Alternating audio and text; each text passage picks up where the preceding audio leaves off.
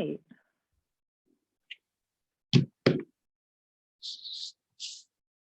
We are live.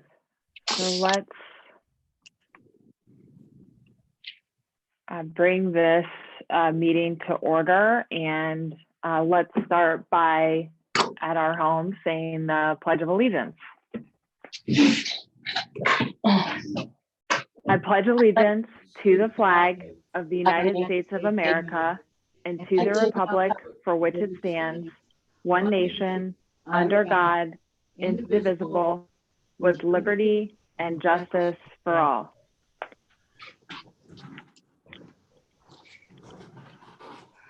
And let's also please just take a brief moment of silence for the Portage County residents who've lost their battle with COVID-19 in this past week.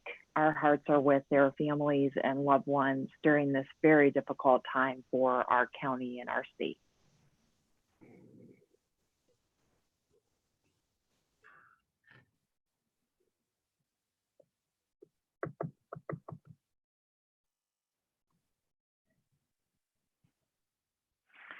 Thank you. All right, let's recess into our solid waste meeting.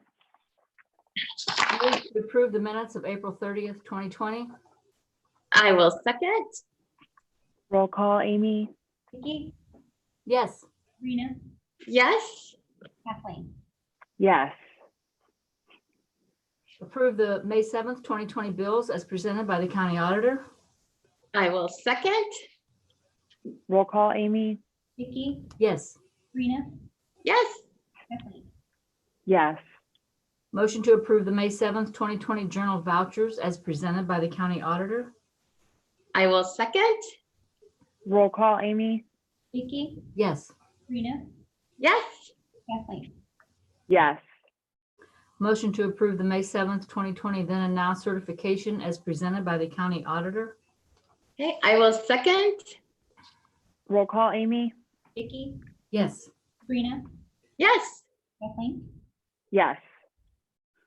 Move that the Board of Commissioners authorizes the exemption of the annual recycling fees for property located at 11541 and 11567 River Beach Road, Hiram Township, as recommended by Solid Waste Management Director Bill Steiner. Okay, I will second. Bill, do you want to say anything on this? Yeah, I drove up to River Beach Road, is right next to the Upper Cuyahoga, right off our State Route 82. And I went up and took pictures, which I normally do if someone asks for their property to be exempted, whether it's a vacant lot. And I believe the pictures are part of my board packet. You can see the first property, no electric service. The foundation is starting to fall in. The second property, the roof is collapsing. So they're both uninhabitable. So it's my recommendation we don't charge them. And actually, when I went up there, I'm going to talk to the Hiram Township trustees about maybe doing that entire road because it was barely wide enough for me to get the district's fusion through there. And talking to the drivers, they had to back down that road. And my concern is it's kind of a dirt gravel type road for winter. So I want to at least talk, there's like maybe 3-4 houses that someone's living in and see if maybe the two closest to Route 82 still want to recycle because it looked like their carts were being used and maybe exempt everyone else. It's more of a safety issue for the drivers because it's a back down road off of 82. And you actually, as you're heading east, you come down a hill.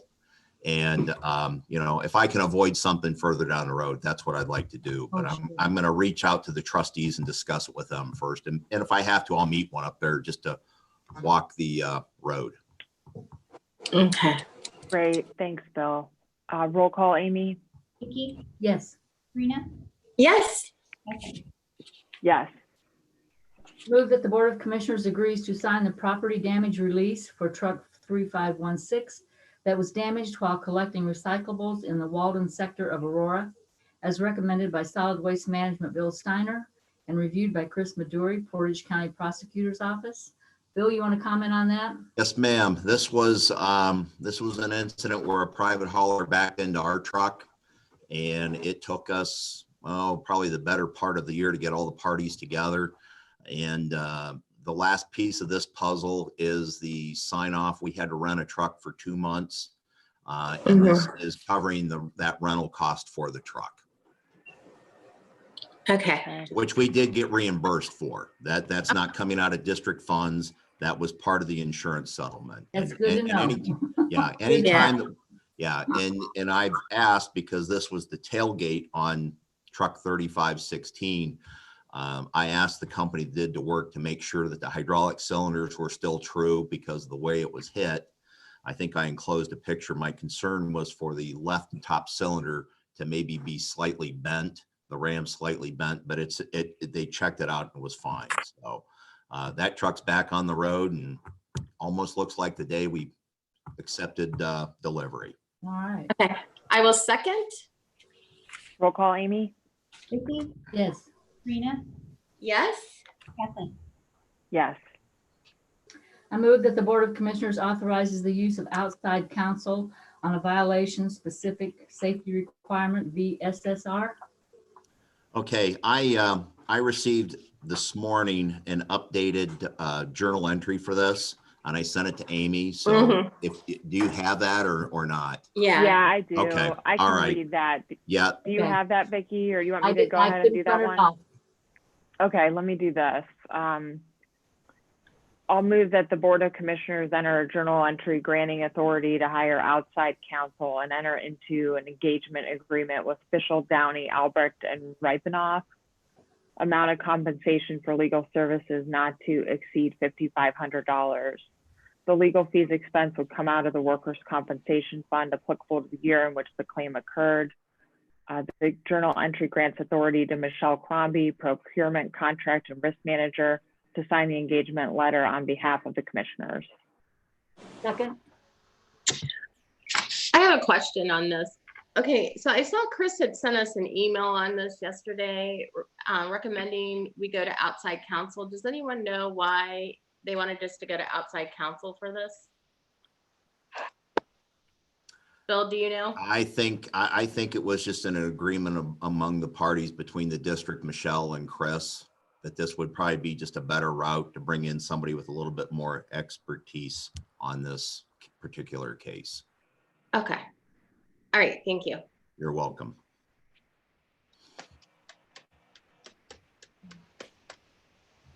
And Do you have it. any other explanation you want to give on this, Bill? No, that's pretty much it, Kathleen. Okay, do we have a second? Yes, from Vicky. I seconded. Oh, I'm sorry, I didn't hear. Okay. Roll call, Amy? Kathleen, Yes. Vicky, Yes. Sabrina. Yes. All right, that's all that we have for solid waste, right, Bill? That's right. Everyone have a great day. Sabrina, could you do me a favor later today and give me a phone call? I tried to reach you yesterday and you were unavailable. Yeah. All right. Thank you, everyone. Have a Thanks, great Bill. day. Have a good you. day. Thank you. Move to adjourn solid waste. I will second. Roll call, Amy? Vicky, Yes. Sabrina, Yes. Kathleen. Yes. All right, let's reconvene our general session and welcome Jean. Thanks for waiting patiently, and we're ready for you. We have 5 resolutions standard and 1 journal entry standard, but one item we wanted to present, which was the hiring of a position that's been vacant since March 5th of 2020, the regional wastewater treatment plant supervisor's position. We received no standard method of getting anybody on board. Nobody from the advertisement applied. So John Leindecker, our chief operations supervisor, went out and started talking to some people he knew and attracted a gentleman by the name of Don Feller. Don lives just outside the county in Alliance area, but he is interested in the job. He has an extensive resume. The one issue, to be 100% transparent, is he has a Class 2 Ohio wastewater treatment plant operator's license, and the position requires a Class 3. Right now, he's in the process of getting that ironed out with Ohio EPA. He does have a Class 4 license, which is the highest in North Carolina, and a Class 3 in Indiana. So he's very well qualified for the job. It's just he's in the process, and it's been delayed primarily because the EPA's been out of the office and they're not really answering those kind of complaints or those kind of questions. So the issue would be hiring him at lesser than what we had hired Chris McCarron, because he does not have the Ohio Class 3. We're recommending a starting rate of $30.08 an hour. And upon obtaining his Class 3 through the Ohio EPA, he would receive $1 an hour increase to take him to $31.08. The $31.08 is right below the midpoint for a pay grade 14, which is $31.44, in keeping with the board's previous desire to want it wherever possible to stay below that. And that would make Mr. Feller coming on board, and when he gets his Class 3, being at the same pay rate as all other supervisors. If you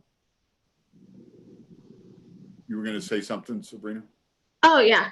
Yeah. So right now he only has the 2 and he's working on the 3. Now, will he be over Class 3 operators though, as the supervisor with only a 2? Well, technically, yes, but in theory, no, because he reports to a gentleman, John Leindecker, who has a Class 4. So it's still in that lineage, I guess.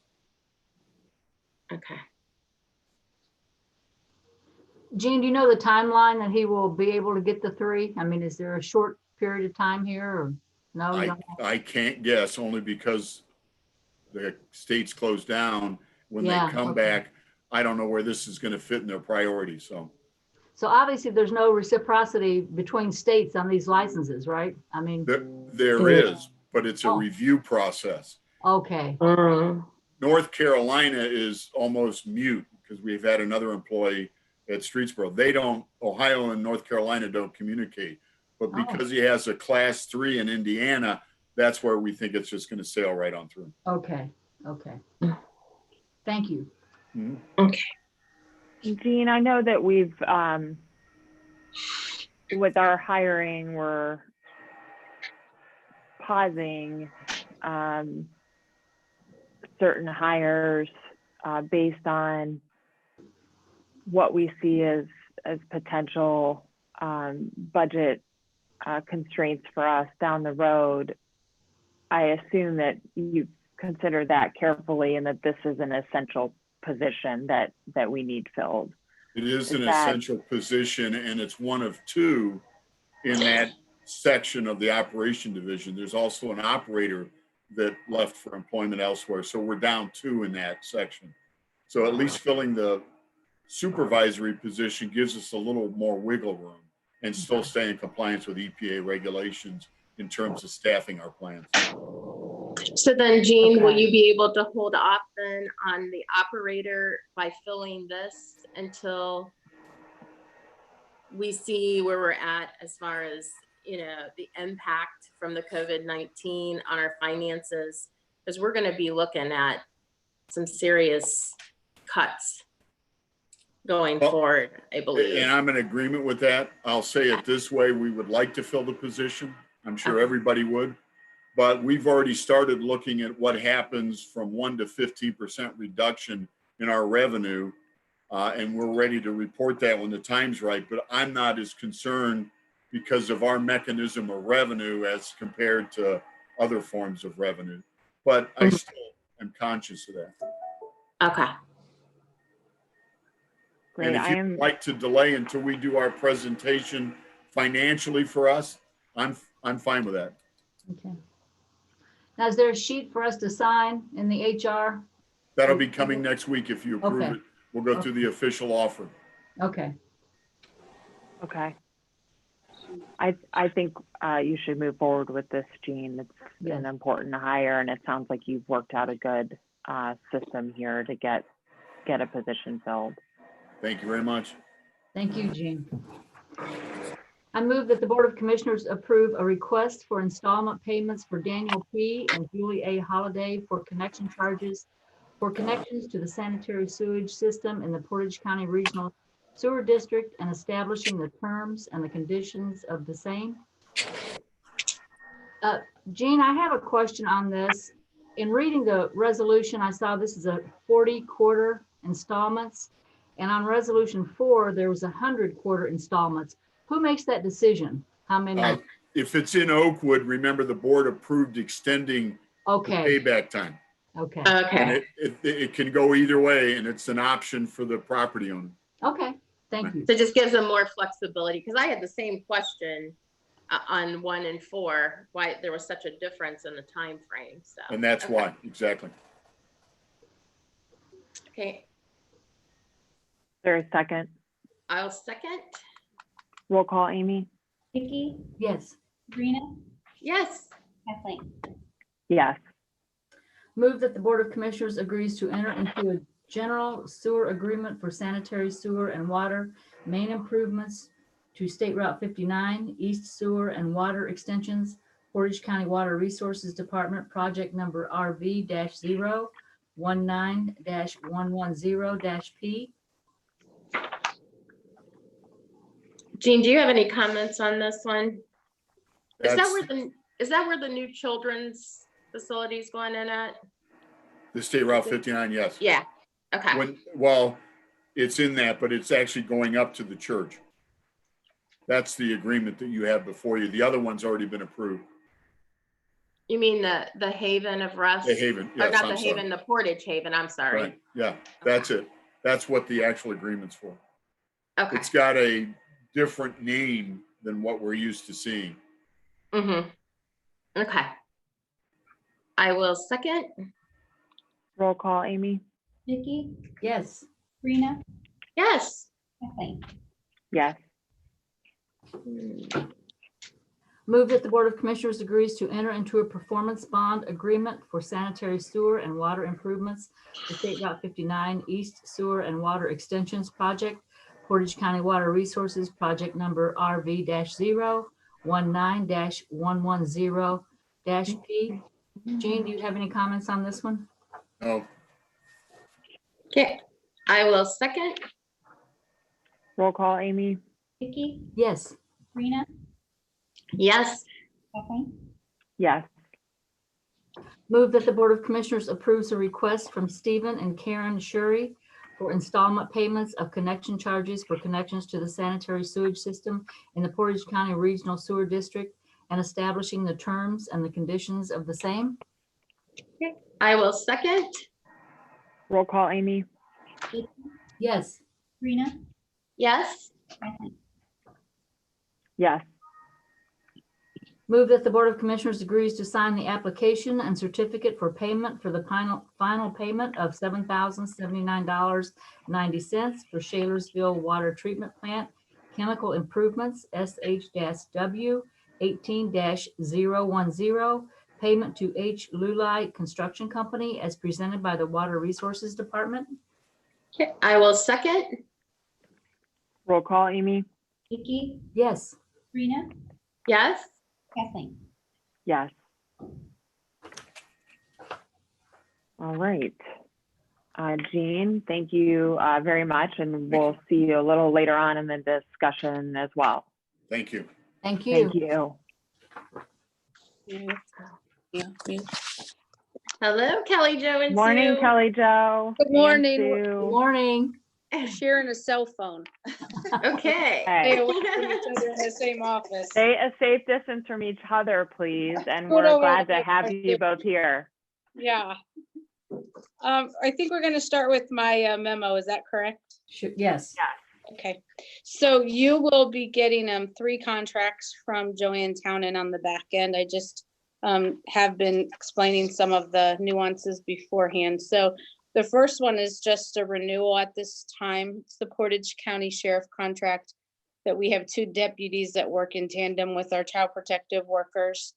The full contract amount is $186,000, $186,172. So anyways, I did put a little bit more information in that paragraph. While we didn't modify this contract, I am going to talk to Captain Lambert in the next couple weeks about maybe modifying the contract for the future 2021. He and I had a phone conversation this week, and then I also talked just briefly to the sheriff. So not exactly sure what that's going to look like. That would again be 2021.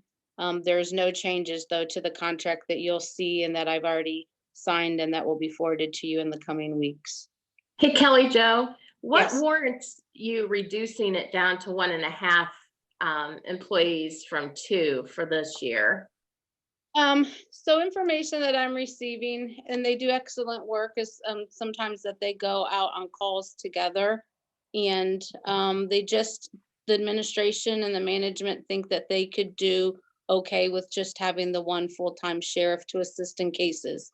So just kind of a time analysis that they've done. The 1.5 we're looking at, because if we do have one full deputy, if that person were to go on sick leave or have an emergency or vacation, we'd like still somebody from the sheriff to step in. Yeah. But the assessment is that they can do well with one worker, one Okay. deputy, as opposed to 2. Like I said, that's not definitive. Captain Lambert, I think it's Lambert, I can't pronounce it right. And I are going to talk more about that. I just wanted to broach the topic with you, and it's probably 7 months premature, but I just wanted Okay. to. And I think it's Limbert, I think is who you're, Lambert? Yes. yeah. I keep saying it wrong, Limbert. So that's just, I mean, that's a heads up for 2021, but I still want to start talking about it sooner rather than at the last minute. Okay. Okay. Okay. And then the next 2 are both family and community service contracts. The first one is the CCMP summer work experience. So we've had summer work experience every year. The state did give us an allocation, $174,000. It came on the heels of the COVID-19 crisis. And so they basically gave counties the options to use those funds with either COVID-19 crisis response and or summer youth. So what I decided was to split it. And we set aside $100,000 for the PRC one-time payment, the $300 payment. And then we have allotted $74,000 for a summer youth program. So we have not seen the applications on PRC that we thought we would see. I think to date, Sue, we've had how many? I think she said 40 some, but I've only had 19 to pay out. So 40 applications correlate to about 12,000. Oh, wow. So if there's remainder money that we set aside for COVID-19, we can shift that to summer youth. The plan is that Mandy and Family and Community Services have talked about running an 8-week summer employment program. They are slating it for July, but we're still having to watch the stay-at-home orders by the governor. But we still definitely want to give youth an opportunity to work in the summer. So that's that contract. Did you have any questions on that? Yeah, Kelly Jo, how are you anticipating that employers or where these youth are placed will be impacted by the changes right now in workplace settings and people coming in and out and a need for those positions? Do you think that you'll be able to do all those placements, or what's your Yes. sense? We have a year-round program now with employers for youth, and so they're still available. The reduction has been parents reluctant to allow their youth to work, but we're seeing more parents supportive of that with the right safety measures, masks, and so forth. So we already have the work sites on board with us available. So I don't Great. see an issue at all, and I think we do want to try to get more towards a normalcy phase and getting those young people use those monies for themselves, but some of them also use it to support their families. So we still want to make sure that they have that opportunity to work this summer. It also gives them good tools as far as self-sufficiency, work ethic. So we don't want to take that away from kids. It also keeps them out of trouble because they're busy. So Portage County youth really have loved to participate in this program, and we want to make sure that we have it again. Okay, great. Thank Okay. you. Sure. And then the last contract is a Help Me Grow contract. The Department of Developmental Disabilities, Ohio Department of Developmental Disabilities increased the budget for Help Me Grow. So our portion of that increase is $14,818. Family and Community Services holds that contract, and so we will be transferring those dollars to their budget. And so again, you'll see that to sign off as well. Great. Okay. If there's no other Thank you for that questions, update. sure, I'll turn it over to Sue. Thanks, Kelly Jo. Thank you. Have a great day. You too. Oh, Hi, Sue. Hi, Sue. hi. Okay, so my first transfer is for the match, 34% match for a 4D contract payment that was made in April for domestic court for November services in the amount of $1,100.90. Move that the transfer from Fund 0001 General Fund to Fund 1414 Child Support Administration. I will second. Roll call, Amy? Vicky, Yes. Sabrina, Yes. Kathleen. Yes. Okay, and then the second one is our monthly mandated share that comes from the commissioners for the month of May in the amount of $30,404.48 to the Public Assistance Fund. Move that the transfer from Fund 0001 General Fund to Fund 1410 Public Assistance Fund. I will second. Roll call, Amy? Yes. Sabrina, Yes. Kathleen. Yes. Sue, thank you very much. All right, thank you. Have a good Have day. a good day. Sue. Good morning, Joanne. Morning. We're ready for you. All right. First resolution that I have is a license agreement to use our Coit Road training facility for the Cleveland Clinic Police Department. Move that we enter into a license agreement between the Portage County Commissioners and the Cleveland Clinic Police Department. I will second. Roll call, Amy? Vicky, Yes. Sabrina, Yes. Kathleen. Yes. Okay.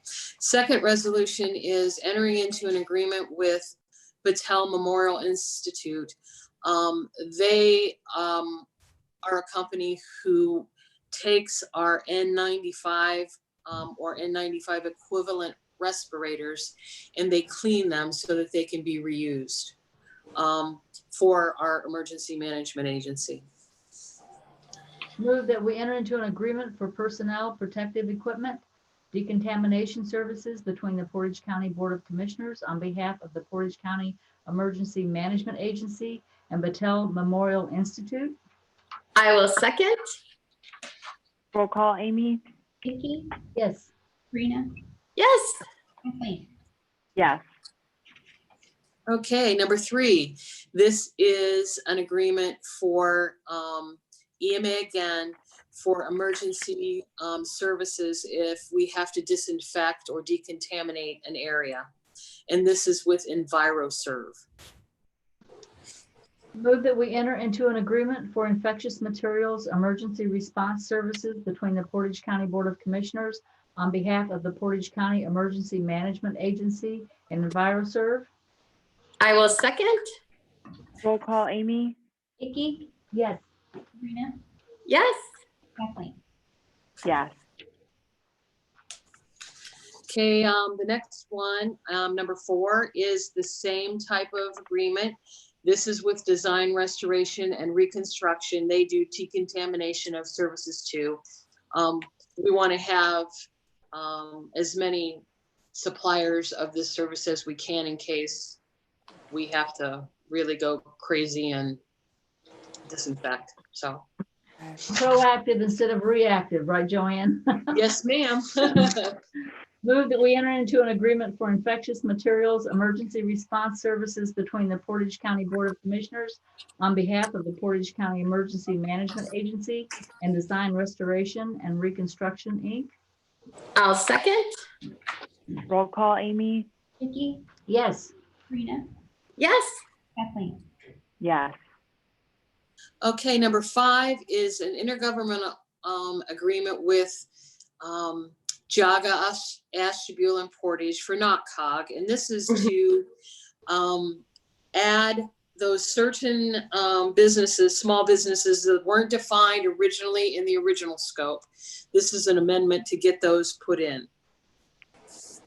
Move that we enter into an intergovernmental agreement between Geauga, Ashtabula, and Portage counties and the Northeast Ohio Consortium Council of Governments, NOCCOG. I'll second. Roll call, Amy? Vicky, Yes. Sabrina, Yes. Kathleen. Yes.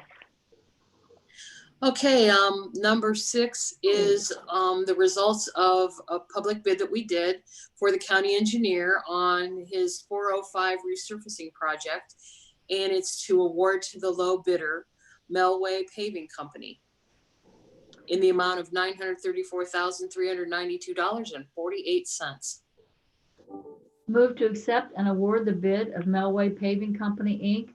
for the 405 resurfacing project for the resurfacing of various Portage County roads. I will second. Roll call, Amy? Vicky, Yes.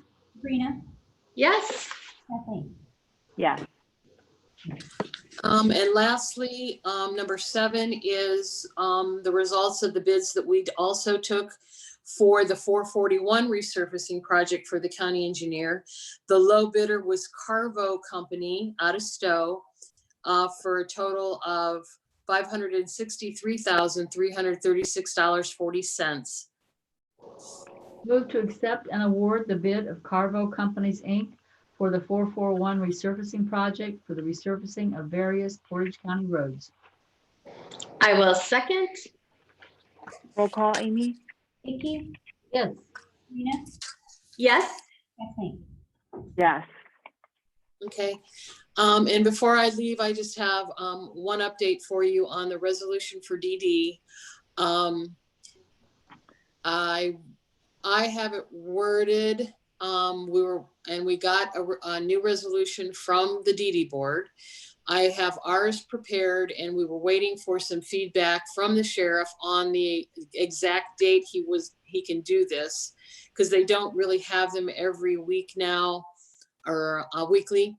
And also Chris gave the option of them having it at the site versus at the courthouse. So we're waiting on feedback from that, and the resolution will be ready for you for next week. Okay. Great. Great. Great. Thank Okay. you. Thank you so much, Joanne. You're Have a welcome, good rest guys. of your day. Have You a do. good one. Everyone stay safe. Thanks. Bye. Bye-bye.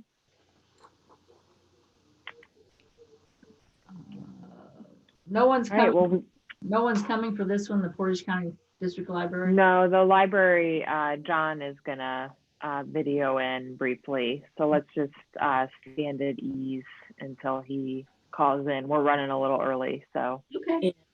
you can just wait on him for a few minutes. Okay.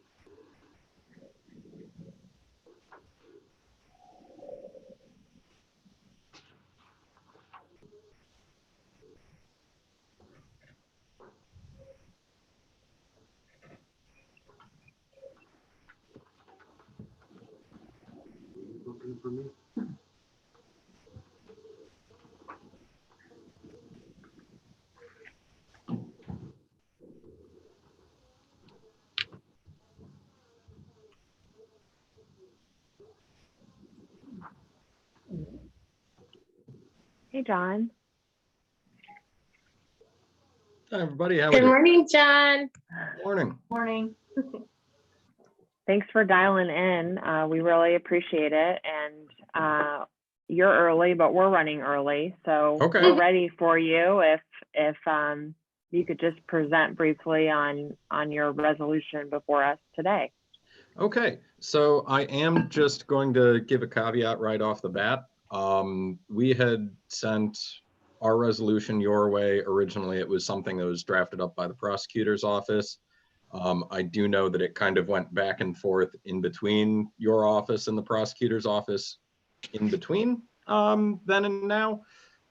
So I'm pretty sure that what I've got in front of me is the same thing that you have in front of you, but I'm not entirely sure. Basically what we're looking for is going on the ballot in November. We are looking at a 10-year 1 mil operating levy. In the past, we've usually stuck with 1 mil. It seems a reasonable level that gets us some kind of funding stability locally. In the past, we've gone in between going for one that's 5 and going for one that's 10. At this stage, just to make sure that we can put plans in place that can last, we're opting for 10 in this case. This would be something that would be going on this November's ballot. I'm double checking here on the process. I know that in the past it went to the auditor's office and then to the commissioners for the final go forward. I do believe in the meantime something has changed in between the last time that we gave this a shot, which I think was about 5 years ago, and that it in this case is coming to the coming to the commissioner's office, then to the auditor, and then back to you. So I think this is the first stage at this point. It has yet to go out to the auditor's office. What this would do is give us some measure of funding stability based on local property taxes out here. We got the numbers earlier this week from the state, and we're in a position right now where the state funding that we're getting from this past month is down 34.5%. Wow. We can't bring any kind of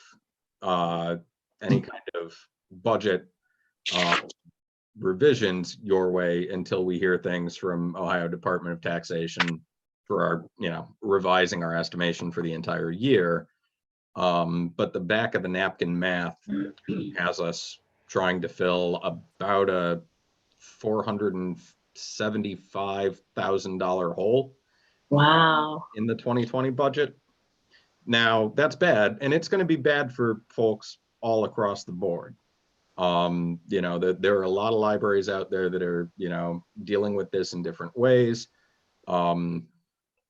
I hate to say it, one thing that we have going for us out here is that we're really used to running lean. We have a lot of experience with that, so at least we have that going for us. One thing that's coming into play is that, in our situation and the situation for, I think, 49 of the 251 libraries in Ohio, all the money that we see is that state money. The majority of libraries in Ohio also have a local property tax on the books that's supplanting their income, so that, a cut from the state that's over 30% isn't a straight 30% cut to their budget. That's one of the reasons that we're looking at this, is that it does give us some, stability for current operations, as well as the ability to accurately forecast and put plans in place for growth in the future. So that's what we're looking at in this case. Okay. I move. Wow. Go ahead, Kathleen. No, I was just going to Okay. say thanks for that update, John. And the process, as I understand it, is how you, it's like a 3-step process, and this is the first step. And we appreciate you coming in to talk with us about this. Absolutely. I think at one point it might have been a two-step. So, this is my first time bringing one of these before you all. So, want to make sure that I cross every I and dot every T. You Thank did you. good, John. Move to resolution of necessity for placing an additional 1 mil levy for the benefit of the Portage County District Library for current expenses pursuant to section 5705.23 of the Ohio Revised Code. I will second. Roll call, Amy? Vicky, Yes. Sabrina, Yes. Kathleen. Yes. All right, John, thank All right. you so much, and we'll be seeing you again soon on this. So I have a hope good so, rest whether of your whether in day. person or through this. So That's you all right. take care. Thank you, too. John. Thanks, John.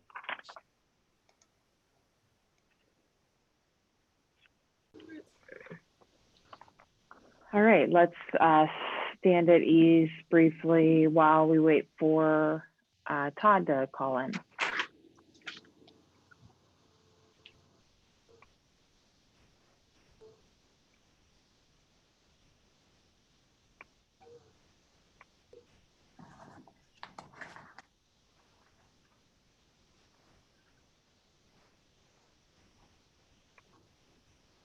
Is someone from NDS coming in, Kathleen? Yes. Yep. I believe Jim, Stacy, and then Brad Earhart as well. Okay, good. And here.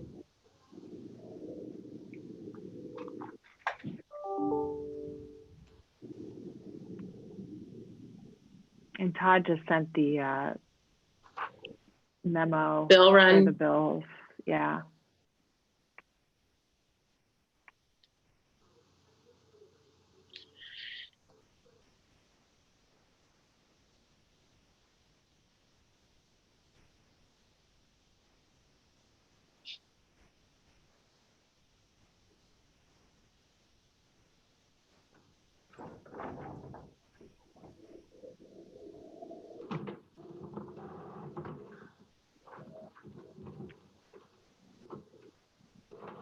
Todd's dialing in.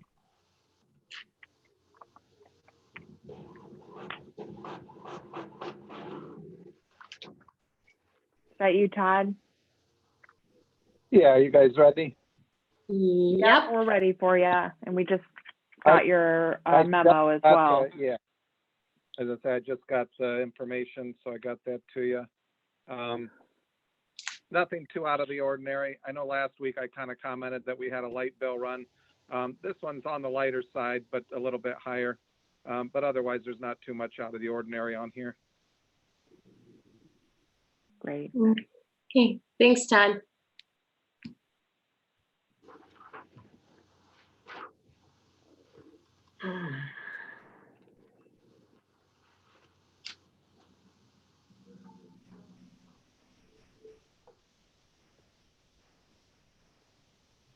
Vicky, do you want to move these? I don't.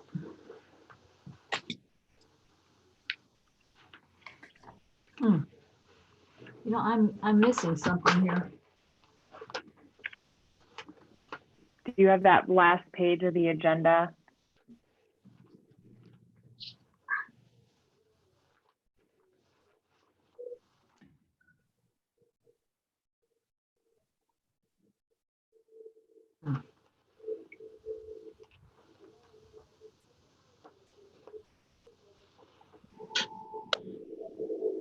I don't have that, Kathleen. Wait a minute. No.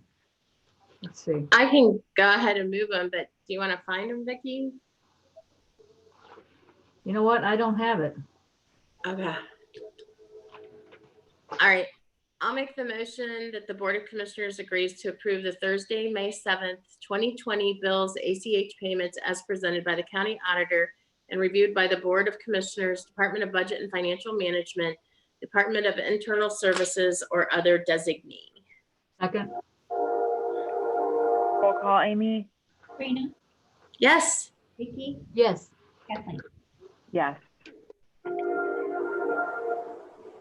I'll make a motion. The Board of Commissioners agrees to approve the Thursday, May 7th, 2020 wire transfers for health benefits as presented by the county auditor and reviewed by the Board of Commissioners, Department of Budget and Financial Management, Department of Internal Services, or other designee.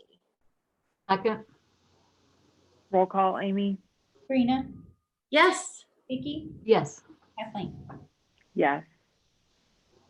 I'll make a motion. The Board of Commissioners agrees to approve the Thursday, May 7th, 2020 journal vouchers as presented by the county auditor and reviewed by the Board of Commissioners, Department of Budget and Financial Management, Department of Internal Services, or other designee. Second. Roll call, Amy? Sabrina, Yes. Vicky, Yes. Kathleen. Yes.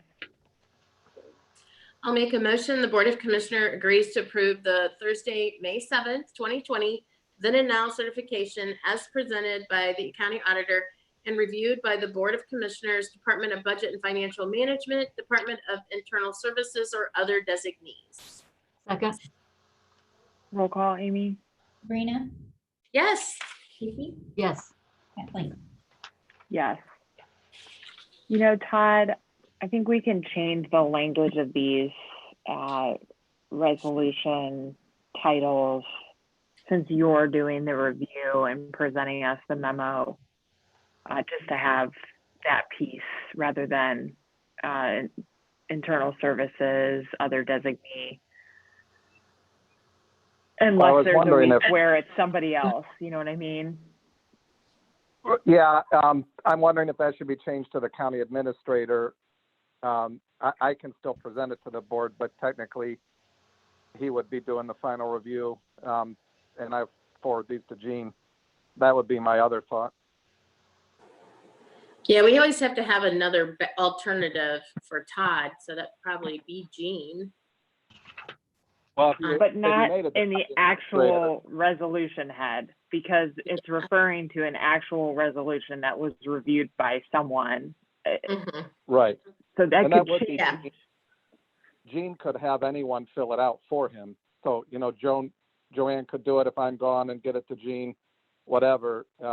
That's just another thought.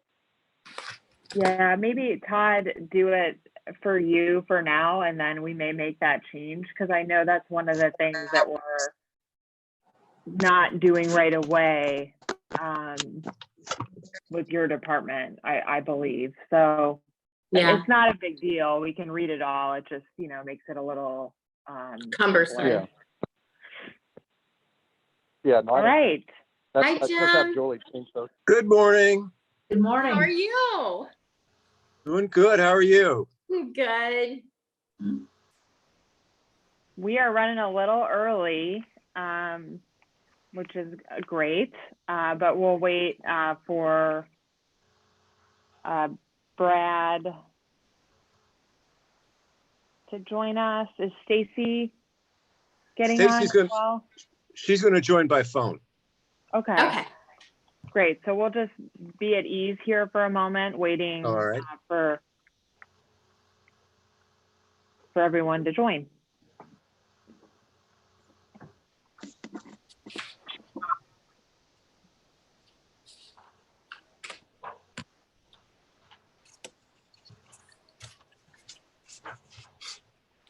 I am here. I'm here. Hi, Stacy. Hi, everybody. Good morning. Hi, Stace. We are waiting for Brad Earhart, Stacy, and when he gets on, then we'll go ahead and begin. We're running a little early here. That Looks like sounds he's good. dialing in now. Good morning, Brad. Good morning. Hi, Brad. Good to have you on the line. Good to see you guys. Good to see you all. You are last but not least here today. Everybody has joined us. We have Jim with us. Stacy has called in. Jen is here too. And we appreciate the work of NDS, so the Development Board, working with our budget and finance with Todd to find a way to help our local small businesses with their restart in this pandemic situation we are in. And with that, we'd love to hear from you all a little bit more about what this program is going to look like, what input you need from us, and how this is going. So I'm not sure who to kick it over to, but whichever one of you would like to begin, we'd love to hear from you. I'll let Brad kind of give the overview, and then I'll take it from there. Okay. Thank you, Jim. Where we're at right now is, again, we're trying to figure out where we could best focus our limited resources. And many businesses are working with the federal programs, the Paycheck Protection Program, for instance. Large and small businesses are working with their various banks. Some are making it through. There is a percent that is not. We think the big need is going to be coming up here as we speak, next week, for instance. As companies look to restart, for instance, particularly, let's say, small restaurants and gyms, they are going to need a minimum of some working capital to basically get their businesses back up and running. Working with our colleagues at Neighborhood Development Services, which operates our revolving loan funds, and we have a very close and strong collaborative relationship with those guys. We started our conversations with Mike, with Stacy, with Jim and Jen to see what we could possibly do and work with their various revolving loan funds to modify them in a way that could serve this need. We also, by the way, are including the Summit Medina Small Business Development Center and their office based over in Kent, because as these companies are looking for assistance, we're also going to try to incorporate all of our existing resources to help basically to put together their applications to NDS to get into this program. That's basically what we're trying to do. I'm going to turn it over to Jim and NDS to get more into the details of what we're looking to specifically trying to do. Jim? Okay, so we have carved out some funds with the, hopefully with the county. NDS has some USDA funds of approximately $300,000. And the city of Ravenna, I believe, is going to join in the plan. So between the three, we've got pretty much the whole county, with the exception of Kent, covered. And the idea is to get as much bang for our buck as possible, which is why we've limited to $10,000. We set out some criteria, and hopefully this is something that's going to have to move fairly quickly. We will be underwriting them and looking basically at the last 2 years of financial statements to see that they are a viable company. I've lowered the debt service coverage to 1-to-1 because, frankly, a lot of these places are working on a shoestring. They're viable, but generally you look for 1.2-to-1 coverage, but we're looking at 1-to-1. The loans up to $10,000 doesn't necessarily mean everybody's going to get $10,000, which is why we're asking for a detailed list of what the funds are going to be used for. So if a company needs $4,000, that's what we're going to look at. So that's basically the outline of the plan. We would handle them just like we would any other loan and go through these criteria, and hopefully get these folks up and running again. Jim, on that number 3, borrower must provide a detailed description of the use of funds. Are there certain uses that we would not approve, or could you give me a little idea what those uses would be? Well, we're looking at inventory, basic working capital, payroll, operational money. Now, would this preclude them from the Paycheck Protection Program, or would they work together, or do you know? If they've gotten the payroll protection program, and there's still a small gap, we would still consider them. Mhm. So Jim, this loan term is going to be for 24 months. That's generally for working capital. You want a quick turnaround. Yeah. I'm guessing there may be a struggle or two out there, but that's generally what you want to look at for working capital. They're getting inventory, they're doing payroll, and you really don't want to take it out a lot further than that. Yeah. We did make the provision that we could stretch it out a little bit if we had real estate as collateral. Okay. On number 1, when taxes must be current through 3/31/20, is that all taxes like federal, state, payroll? Or is there certain taxes that you're It, I'm saying all taxes. Okay. And I'm thinking that we're going to have them sign an affidavit because I don't know how you we would check. Yeah. Yeah, the property taxes we can do quickly. Right. And that's why we put 3/31, plus that's when the problem started. So yes. Okay. Jim, can you talk about loan versus grant opportunities that are available to businesses, and whether businesses will be in the position to pay this back in that amount of time? Was consideration given to thinking about a grant instead of a loan, or some of the portion being a grant, or what? Can you talk through your thinking there? when we called Columbus, and these funds are cannot be grants, they have to be repaid.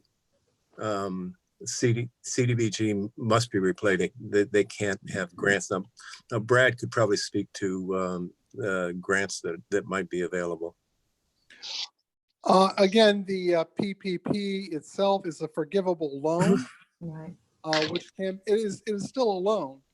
But if you meet the specifications that the federal government has put out for forgiveness, it then turns into a grant.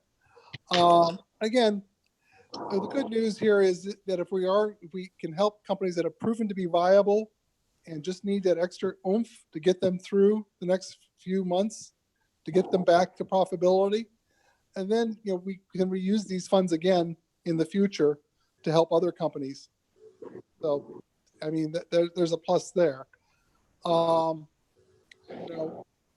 We will see what else the federal government gives.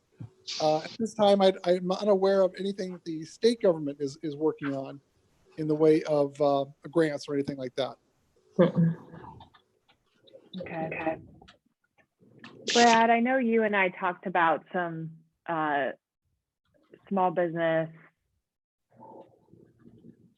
grants/loans that are happening in some other counties. Are those loans as well? Do you know? I know we talked about the Summit County and Stark County programs. They are, from what I understand, they are indeed grants. In some cases, there were seed money put in by the county that were matched by foundations, larger foundations that have the wherewithal to do that. And the pool of those, why they look significant in the beginning, were actually pretty much run out, from what I understand, almost after a couple of days. It was a PPP program, except at an accelerated pace. When you look at the Portage County, I should say the Portage County census or data of small businesses, there's about like 3,000 that are in at least one database that I've seen that employ between 3 and 20 people. in the county, and just in Portage County alone. Even with the amount of money, for instance, they put together over in Summit County, they could probably only service, maybe a couple hundred. So even if you have many more eligible businesses, you're going to have some disappointed folks. In this particular case, people are going to go into it knowing this is a loan, and they'll go into it with a different mindset. And I think that's important because, again, we want them to be successful, but then in turn, with the money coming back into these revolving loan funds, we can then help another company down the road. And that's the key thing, I think, is how many companies we can help. And do you all, with the work that you're doing day in and day out in the community on economic development, think that there is a demand for these kind of micro loan or small loan funds? I think that a good small business person will see this as an opportunity, and it's at the interest rate that we're offering, it's a pretty decent opportunity. Most microloans, for instance, that I know of that are out there, for instance, the Economic Community Development Institute offers a microloan, and their interest rates currently are about 6.4%, which is a lot higher than we're talking about right here. So, this is a significant. I think it would offer a small business person a significant advantage. Okay. Jim or Stacy, do you have any additional comments on that? No, yeah, I mean, we're going to underwrite it to make sure that the ability to repay is there. And then there's going to be some that are going to struggle. I fully expect that, but we've got to give them a shot to get back up and running again. So we'll underwrite best we can, and aren't going to go into anything with the idea we're gonna have a default, but it'll be tough for them, I'm sure, for some of them. Jim, what happens if we do have a default? What happens with that debt? Obviously, you can pursue it. I see that you're having them personally guarantee all the owners with 20% more ownership. Right. Has that been a problem in the past for us? I mean, but if they file for bankruptcy, it's gone. And at some point, it's not worth paying the legal fees to collect on a $5,000 loan when you got $5,000 in legal fees. So and with the collateral that we're taking, with the exception of if we get real estate, but with inventory, the collateral is going to be thin. But these are the folks that need it most. Need it. Yeah. Thanks, Jen. Well, and if I could just add, this is Stacy. So spoke to a couple of really small business owners who, they've applied for the PPP and they've looked at the EIDL, but because the EIDL applications are still being processed, and so they haven't heard on those. And on the PPP, there isn't enough clear guidance yet on what happens if you would have to terminate someone. Or do you have to pay all of that back? And so a lot of the smaller business owners are really concerned about that becoming a larger loan on them. And so I think that, I've talked to a couple about these smaller loan programs, and both of them and I spoke to thought that they may go that route. And Stacy, the PPP, that thing is still very fluid, and how they're even handling that, as far as, they only give you a window of 8 weeks to utilize that money. Unlike these loans, I mean, you can utilize them up to, your repayment of the 2 years. But the PPP, a lot of people I've talked to are already starting to return some of the money because they're not going to be able to. Well, and I think as Jim said, some of these smaller business owners really, they lost all their inventory when this happened. Yeah. And so I think that being able to, open your doors and know where the money's coming from to build that inventory back up is going to give some of them a peace of mind. There's a lot of these, the businesses that don't have a borrowing relationship with the bank were basically out of luck on the PPP. Yes. Yes. So that's a group that I think that we're going to see. If they didn't have a borrowing relationship, they couldn't get in the door. Well, Jim, I have some businesses that have a borrowing relationship, and maybe their lender's not taking any more PPP loan applications or stuff. I mean, there's all kinds of issues. Everyone thinks that PPP is the answer to end all, but it's not for a lot of people. No. And quite bluntly, the regional and larger banks took care of their bigger customers. Yes. Talked to a lot of them that couldn't even get a phone call back after they put their applications in because they just weren't a big client. Now the community banks, I believe, our local banks got all of their customers through, from what I understand. And Stacy, you brought up about the EIDL loans, the $10,000 that everyone could apply for.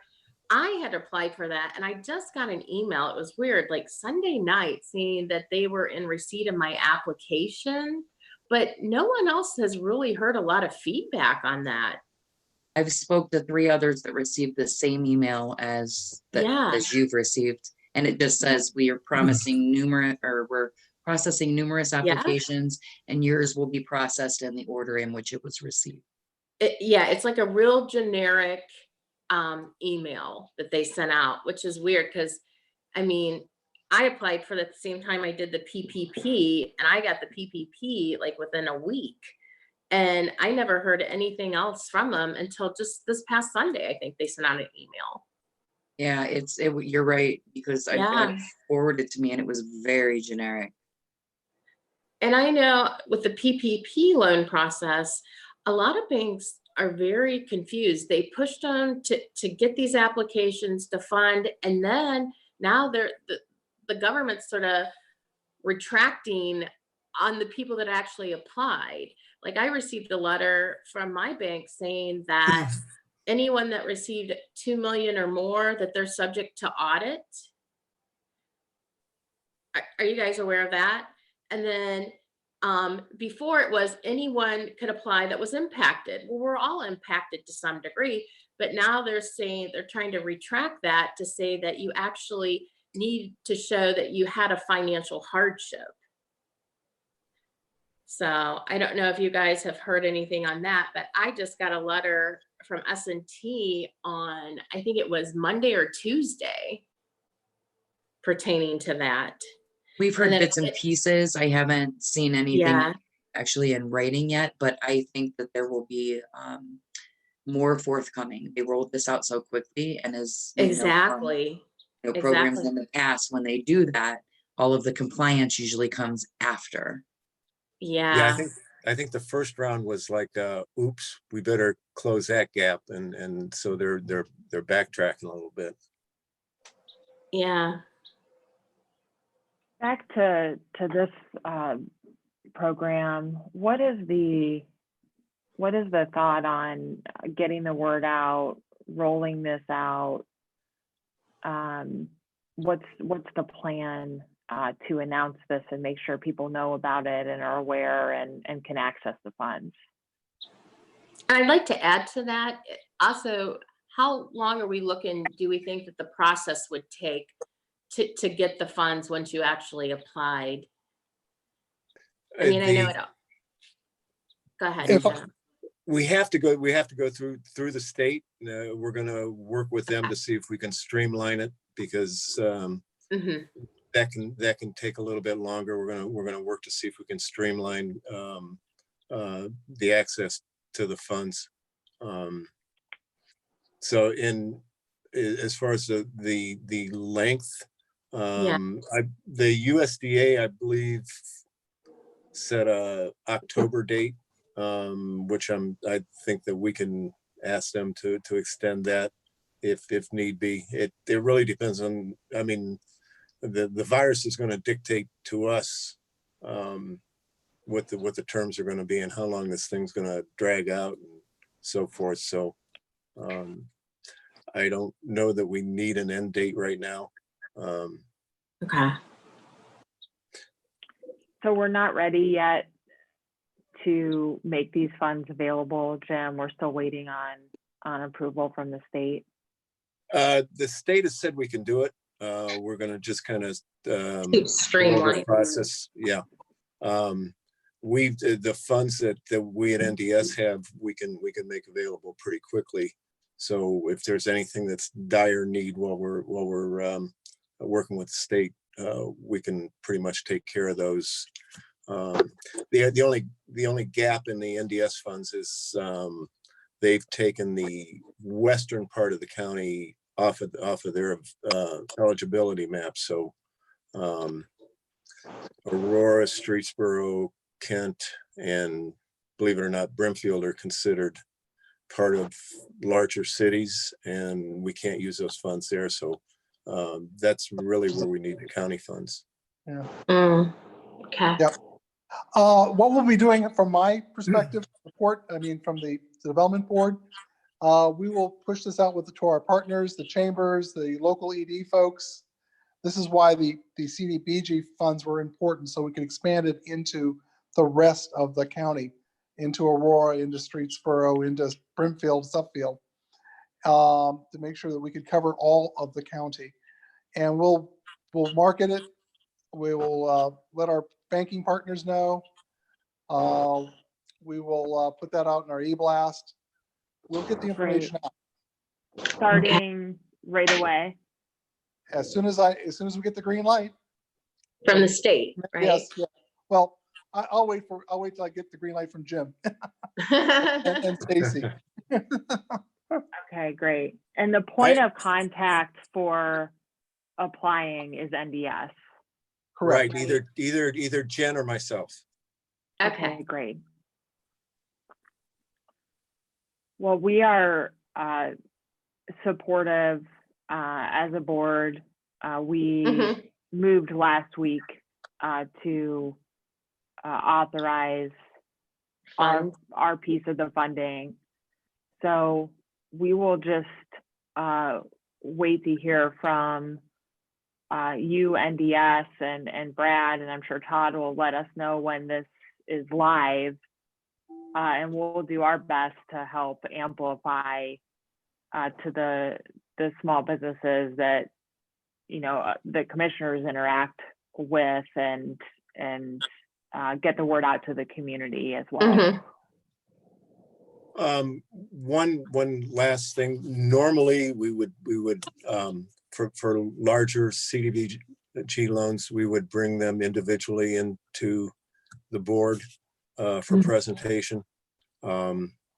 What we think might work, if it's okay with you, is we set out the criteria, and if they meet the criteria, we move forward and get sign off from the commissioners on each one. But instead of presenting each loan individually, there could be 70 to 100 loans. Yeah, I don't think we need to do individual presentations. I think that makes sense, Jim, what you're saying. Okay. Yeah. Okay. Time is of essence, especially for a lot of these people. So that's our version of streamline. Yeah. Well, and so the 140 some that you approved already, that could start as soon as possible. So we can get moving on that. There is 160,000 in the housing funds that's possible, but that would require an approved waiver from the state. Yeah. So that depends on what you guys want to do. If you want to do the 160 that's in the housing, that cannot start right away. We would have to get, work with you to get the approved waiver from the state. I think, Stacy, we decided that we would start with the 140 and see the need, and then I think apply for the waiver if it was necessary for the housing funds. if I Unders- recall correctly. Yeah. Understood. Then we can get started right away on what you've already approved. Okay. Well, and I think we want to apply for the waiver. We just don't have to move the money if we don't Right. need it. Okay. Right. Okay. Good got it. idea. Perfect. We'll get started assisting. You need it, and if you don't need it, just let us know. Okay. Todd, Great. are you the one that applies for that waiver?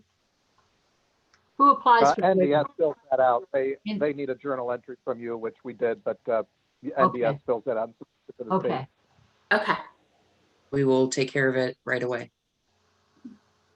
All Great. right. Does anyone have anything else that they want to add? Nope. I just think this is a great idea and glad we could try to help some of these folks. Well, thank you very much to Brad and your board and NDS. We appreciate what you're doing and look forward to seeing how this plays out and to helping the businesses in our community that are struggling through this crisis to get restarted. So thank you very much. And everybody, sure we'll all be in touch. Stay safe and take care. Okay, You Have are a great most day. welcome. Bye. Bye-bye. bye, Bye, guys. bye. This is Todd. I do have one other question to ask the board. Sure. Did Todd Peets get a chance to talk to you about next week's CDBG meeting? No, not to me. Okay. I wasn't sure if he was going to get to you guys or not. We talked Monday about the CDBG grant process. Our understanding, this new committee was made, and your preference was that committee make recommendations along with all the projects that were submitted. The question is whether you want presentations from every one of those projects, whether you only want presentations from ones that we recommend, or whether you don't want any presentations at all and you'd rather have something after the fact of what was accomplished with the money, with the understanding that the committee is vetting based on certain criteria to make their recommendation. We just need to know for next week in terms of who we're supposed to schedule. And when would the scheduling be, Todd? So the 14th, you have time for CDBG. The question is whether you just want to hear from the committee itself, which the committee is NDS, RPC. They're working together to consolidate these grant applications. Whether you just want to hear them present the projects and what they recommended, why, and then you'll have opportunity to ask them regarding, or whether you would like the individual applicants to come out and make their presentations and then let NDS and RPC explain their recommendations. Could we have the committee present in lieu of broader presentations? And then if we feel that we needed additional presentations, we could schedule that maybe the next week if needed? Or would Yeah, I that think not that's a good- fit in a timeline? And we'll leave Yeah. it. Yeah, we'll leave it up to you guys to decide whether you want to hear from anyone or not. You know, it's just in the past, we've had some people who didn't get funding. They then rush in and want to talk to the board. And that's part of why this committee was formed, so that we don't have individuals Yeah. coming to the board or organized. Because it makes it So I'll let awkward. them know. Yeah. Yeah, I'll let them know that they just want to hear, that you want to hear from them, meaning RPC and NDS, their opinions. And they're, Yeah. like I said, they've worked with these project applicants, so they know the projects fairly well. You're welcome to ask them questions. And then if something should come up that you'd like to hear more, obviously we can schedule that. Does that sound good? Yes. Sounds good. Okay. Thank you. Thank you, Todd. Thank you, Todd.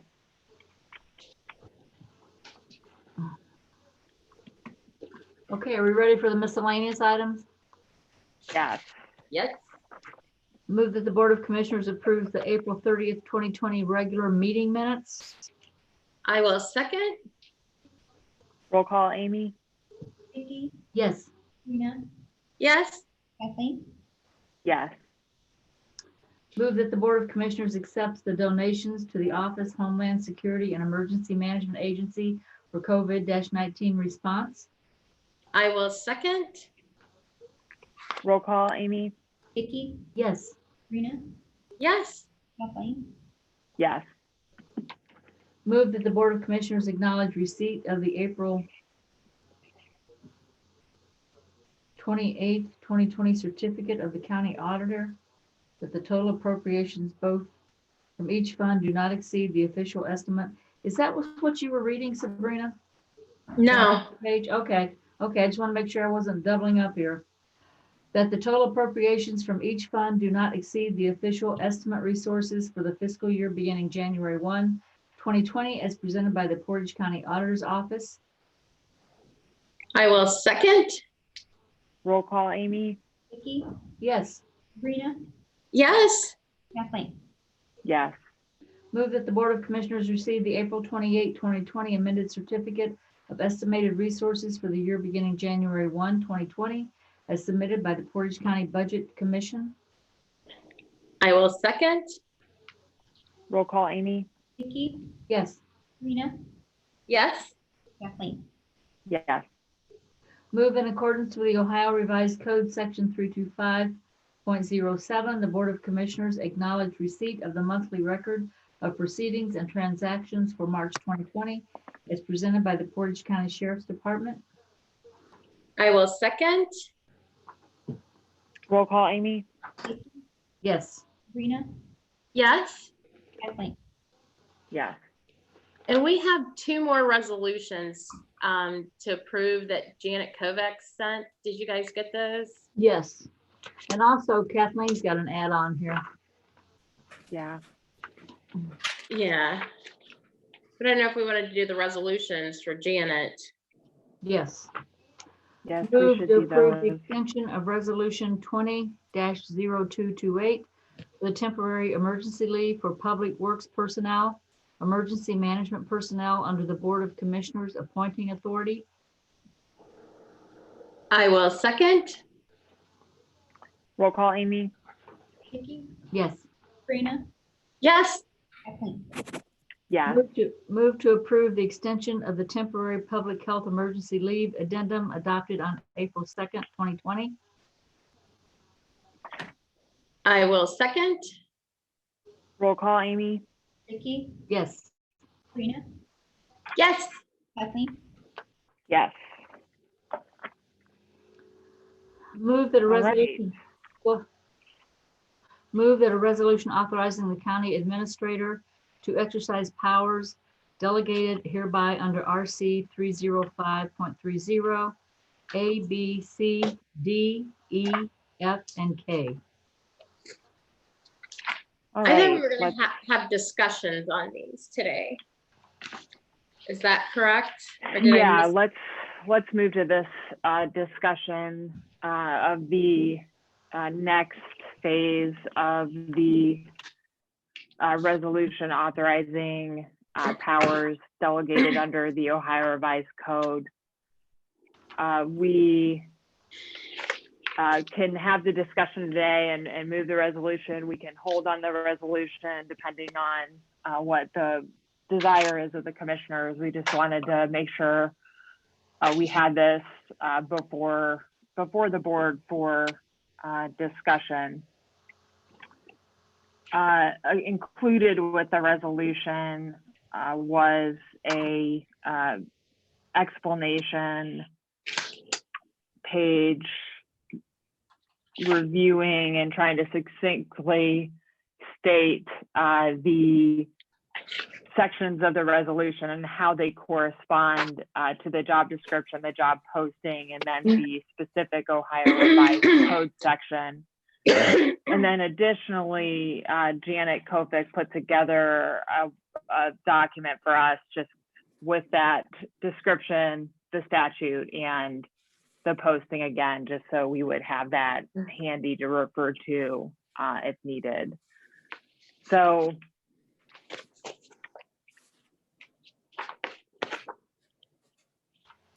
Do you want each of these read, Kathleen, like A, B? I mean, no, I think that what would make sense is a discussion of the board of these powers that are laid out and duties, and they're laid out exactly by the code section. And one thing that we have done is there are specific code sections dealing with contracting and purchasing and HR. And we have left those out for now for a future resolution, I think in the next probably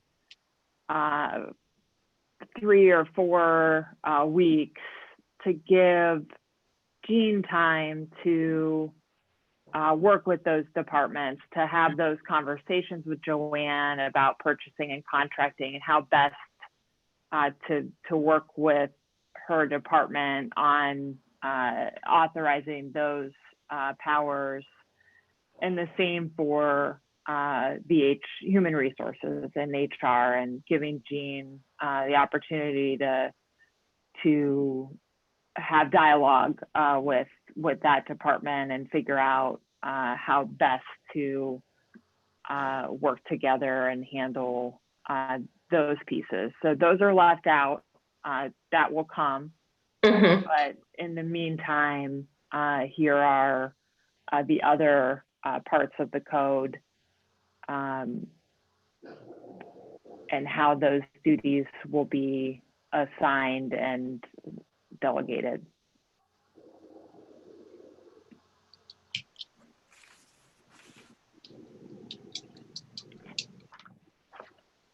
So is there any questions or? Yeah, let's start with A, under the revised code. It states here regarding the directors, but what about the commissioner staff? Because it doesn't reference the commissioner staff. Are they still going to report to us directly, or will they also be under Jean? Because there's not a director for them. It's the board.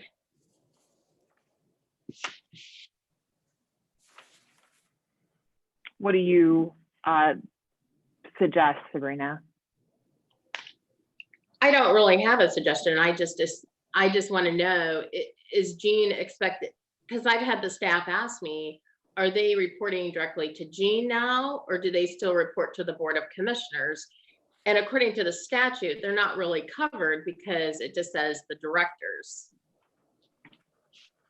Right. So it's up to us to decide. Yeah. That is just what I'm wondering what your thoughts are on that. I would think that it would be easier. I think it is difficult for our staff to report to 3 of us, and it would make sense to have them report to Jean, and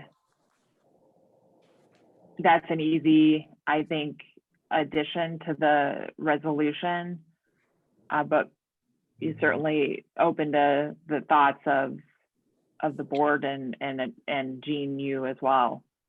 Well, and I guess that brings to the next question is Jean going to have a presence in our building? Because if that's the case, then I would think that he would need to also have a presence in our building in order to be able to help the commissioner staff. I mean, I don't know if we're going to have him, since it's only supplemental at this point in time, I'm assuming he'd be out at Water Resources, the majority, but he'd have to have some presence here, I would assume, with the commissioner staff, especially because we're not always in.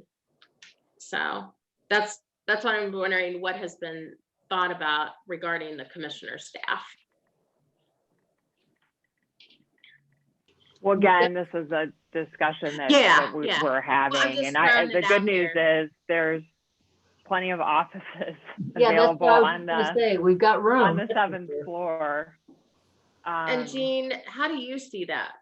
Well, from where I came from the city, there was a great balance act in essence, because the clerk worked for the council, as did the city manager. So there was a balance there. But then it was well organized, I guess. And getting us organized, I don't see that they need to be under the administrator and they should report to you. But in essence, everybody reports to you anyway. But I'd like to work on getting things organized for their sake, for our sake, and for your sake predominantly. Some of those things that Joanne started a process when we had external service and internal services, and the meetings became streamlined in essence. How do we do that? Talking with Joanne prior to appointment, one of her concerns, and rightly so, is a lot of times we lose process. And because of my background as an engineer, I'm really good at process. So I would put in place things that would help with that process and document almost down to, if you're having a contract, you need to do this, this, and this, and you're good to go. If not, contact Joanne Townend. Those are the kind of things that make her job easier and everybody else's along with it. But in terms of the actual employees that are directly reported to you, the clerk and her staff, I'm not sure how that's arranged in your org chart, but having some discussion with them, but having them equally report to you is a good thing. The one thing I would avoid at all costs is having two bosses. That's not good. You know, from a if I'm them, where's my allegiance fall? It should fall to you folks. So you think keep it the way it is right now, Gene? So the way the resolution is drafted, it does not include them. And you suggest keeping that for now? That's the way I would keep it unless we find reason to change it. And then it would fall under K, which is the catch-all, anything else assigned. Yeah. With those process improvements that you're talking about. I don't see them resisting it, but any change that would have to come with agreement from the Board of Commissioners. Here's what we're doing, here's what we'd like to do. Those are good process control things, yes. And to me, it makes sense versus, like you said, having two bosses. I mean, it'll just add more confusion to them, I believe. If they still report directly to us, because they're the ones we call in, we give directives to. And because they are not included in Section A, like I said, I would think that they would be excluded, at least at this point. And if we see down the road, it needs to change, I think that would be a good time to address it.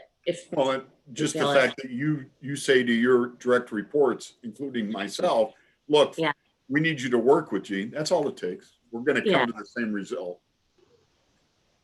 I personally think it's a good idea to have two reports, but never lose sight of the fact from what was said. It's true. They've got three bosses right now. Yeah. Three commissioners. So if it works better for them.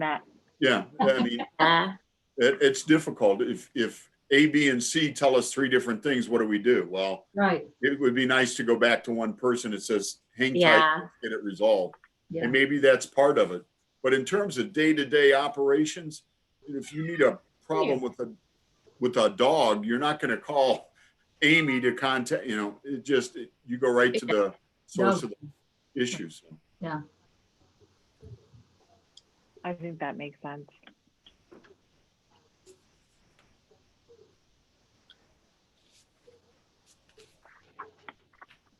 So to recap, Gene, where do you see the commissioner staff, just so that we clarify, we're clear? No change right now. I would, unless we find cause in the future, no change right now. Okay.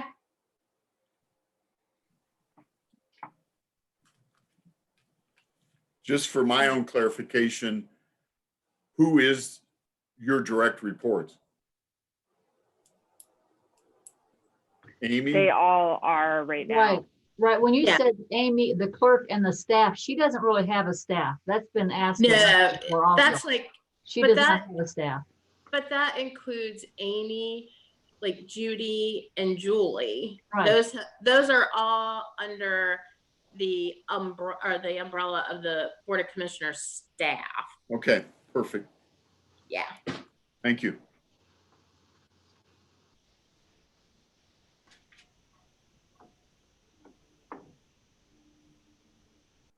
Are there any other questions about this?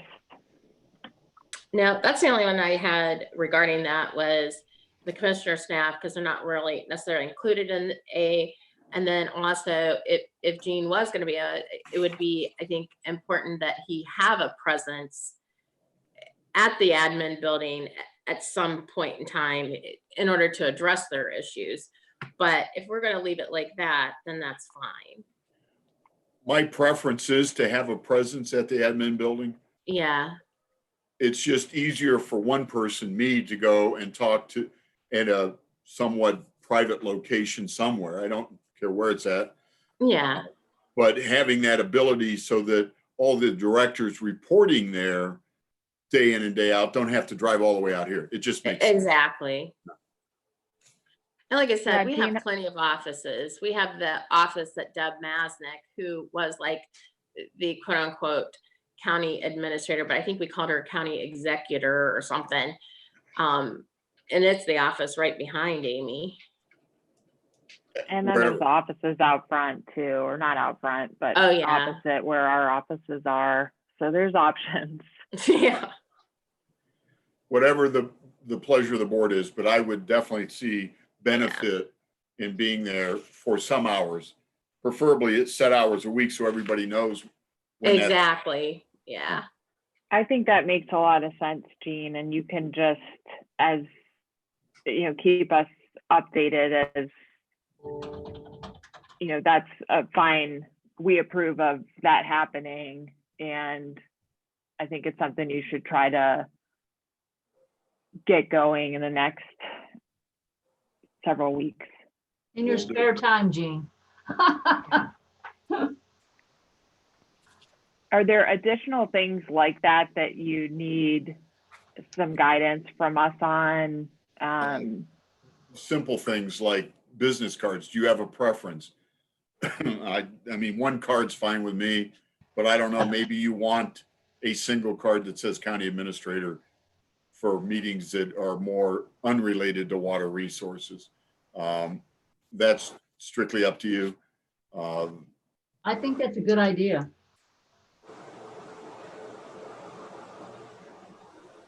And then the other one was, if you remember, when we had external services, we set a specific place on the server where everybody exchanged information and it worked extremely well.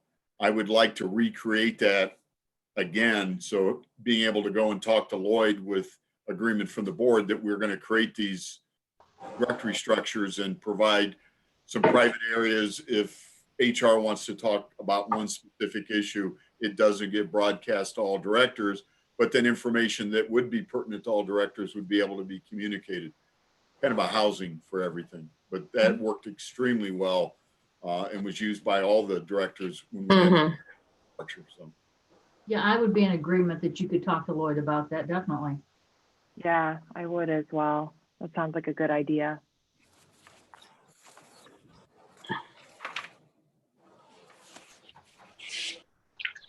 You know, I think we have to remember that this is a new position and we're kind of just feeling our way through. We have to allow for a lot of flexibility. You know, we see what works, what doesn't work. Mm-hmm.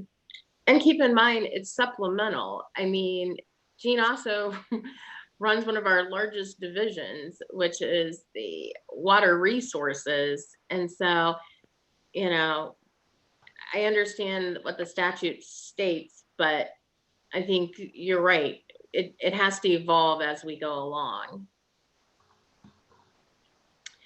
And then C, where it says county administrator will attend all the regular scheduled meetings and stuff.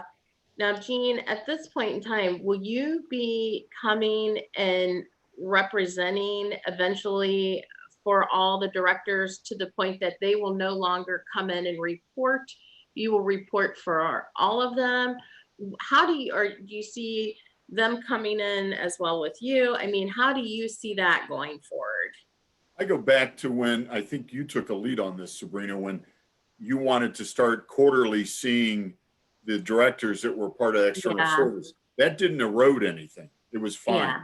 It was more about like an update. But I think there are a whole host of standard resolutions that go forward almost by autopilot. There's no Yeah. reason to tie up everybody's time, but equally, I think my perception is it's important for the county administrator to attend the standard every week board meeting. From the standpoint, there are a lot of issues discussed from beginning to end. And Yeah. knowing what those discussions are, when it's written on paper, you don't always get the tone of the meeting. So I think it's important to be at those, but other meetings are, other than that, standard Thursday morning meetings or Tuesday meetings.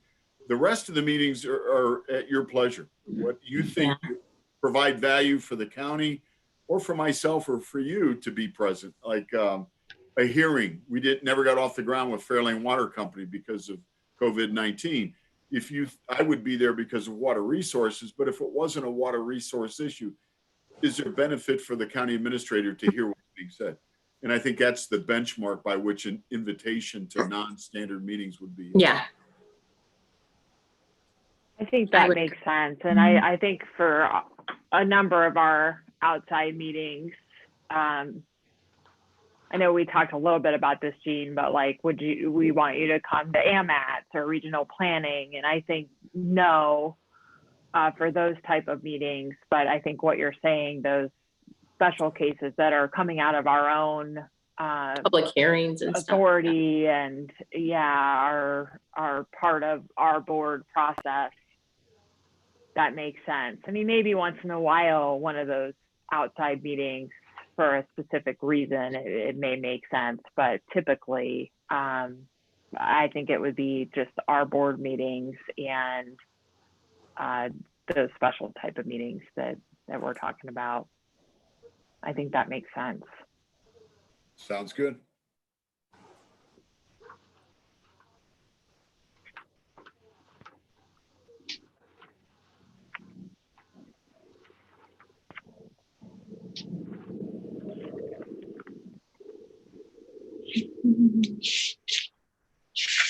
Kathleen, if there's no more concerns or questions, are we ready to pass this resolution, or do you still want to wait till next week? I'm comfortable passing it. What's the pleasure of the board? I'm just finishing, if you could pause for a moment. I'm just finishing reviewing these, see if I have any other questions. Sure. And I don't. I mean, they're Are you pretty comfortable self-serving. passing it today, Sabrina? Yeah. Do you want to Yeah, wait? that's fine. Yeah, Okay. I got my questions answered because those have been some things that have been brought up to me was about the commissioner staff because they weren't really included. And then we talked about Gene having a presence and he's, going to look at set hours and stuff. So no, those are the only questions I had. Great. Okay. Well, I think, Vicki, you made a motion. I'm happy to second the motion. Okay. Roll call, Amy? Vicky, Yes. Kathleen, Yes. Sabrina. Yes. All right. All right. Thank you. Thank you. Thank you, Jean. Good discussion. I think there's no further business to come before the board. So do we have a motion to adjourn? So moved. I will second. Roll call, Amy? Vicky, Yes. Sabrina, Yes. Kathleen. Yes. All right. Sabrina, Thanks, everyone. Okay. Sabrina, could you give me a call about the project on 59? Yeah. Yeah. Okay, thanks. All right. Thanks. Bye. All right. Bye. Take care, everyone. You too. Bye.